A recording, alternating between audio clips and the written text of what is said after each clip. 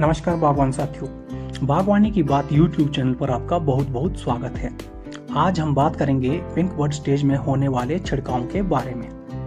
बागवान साथियों, इस समय पौधे में अलग अलग क्षेत्रों में अलग अलग स्टेज चल रही है। कुछ जगह पर अभी ग्रीन टिप भी निकल रही है, कहीं पर टाइट क्लस्टर स्टेज आ चुकी है और कहीं पर पिंक बड भी पूरी तरह से आ गया है और फ्लावरिंग चल रही है। बागवान साथियों, हमारे बगीचे में भी अभी तक पिंक बड स्टेज नहीं आई है। सबसे पहले बात कर लें कि पिंक बड स्टेज कौन सी रहती है। बागवान साथियों, जब आपके बगीचे में पिंक पूरी तरह से बाहर निकल जाए और 5, 10, 15% फ्लावर भी आ जाते हैं तो वह पिंक बड स्टेज होती है, जहां पर आप छिड़काव कर सकते हैं।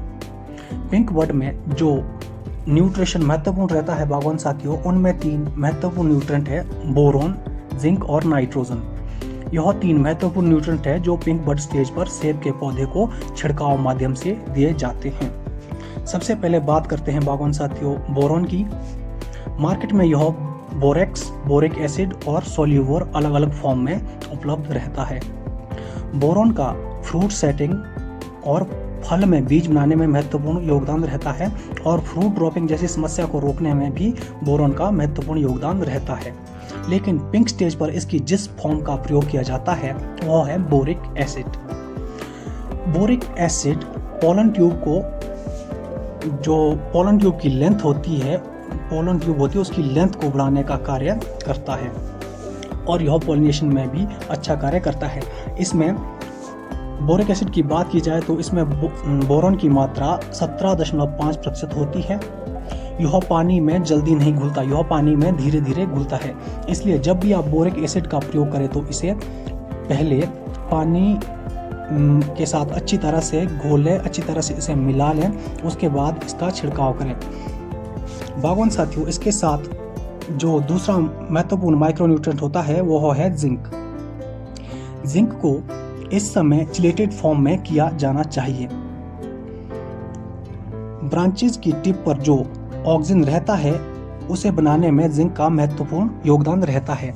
इसके साथ साथ यह पत्तियों के लिए भी महत्वपूर्ण होता है। यदि पौधे में जिंक की कमी रहती है तो पत्तियों का साइज बहुत छोटा रहता है और बाद में जल्दी ही यह पत्तियां पीली हो जाती है और ऐसी पत्तियां झड़ भी जल्दी जाती है। कुल मिलाकर जिंक पत्तियों को स्ट्रेंथ प्रदान करता है, जिस कारण पिंक बड के बाद फ्लावरिंग तक का जो प्रोसेस चलता है, पॉलिनेशन से फ्रूट सेटिंग तक, इसमें महत्वपूर्ण भूमिका जिंक की रहती है। यदि आपकी पत्तियां स्वस्थ रहती है तो प्रकाश संश्लेषण प्रक्रिया अच्छे से हो पाती है, जिस कारण पौधे को अच्छे से पोषण मिलता है। तो इन सब में जिंक का महत्वपूर्ण योगदान रहता है। बात करते हैं नाइट्रोजन की, तो पिंक बड स्टेज में नाइट्रोजन का भी महत्वपूर्ण योगदान रहता है। पिंक निकलने के बाद फ्लावरिंग से फ्रूट सेट तक की स्टेज में यह पौधे को स्ट्रेंथ देने का काम करता है।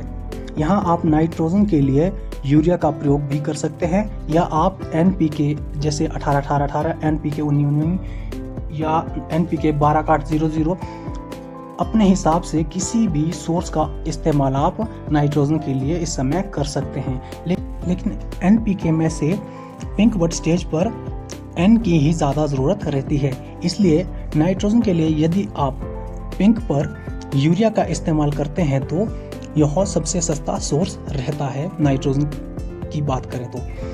बात करते हैं घोल की मात्रा की, तो पिंक बड स्टेज पर 250 ग्राम बोरिक एसिड, 100 से 200 ग्राम चिलेटेड जिंक और 500 से 600 ग्राम यूरिया को 200 लीटर पानी में घोल बनाकर आप इसका छिड़काव कर सकते हैं। बात करें पिंक स्टेज पर फंजीसाइड की, तो यदि पिछले वर्षों में आपको कोर रॉट या पाउडरी मिल्ड्यू की समस्या रही हो तो इस समय आप किसी भी सिस्टेमिक फंगीसाइड का प्रयोग कर सकते हैं।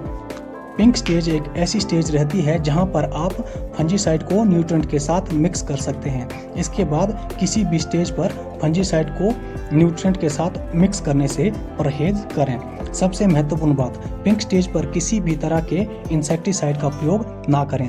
यदि आप ऐसा करते हैं तो इससे आपकी मधुमक्खियां तो नष्ट होती ही है, साथ ही साथ आपकी जो पॉलिनेशन है वह भी प्रभावित होती है। इसलिए इंसेक्टिसाइड से परहेज करें।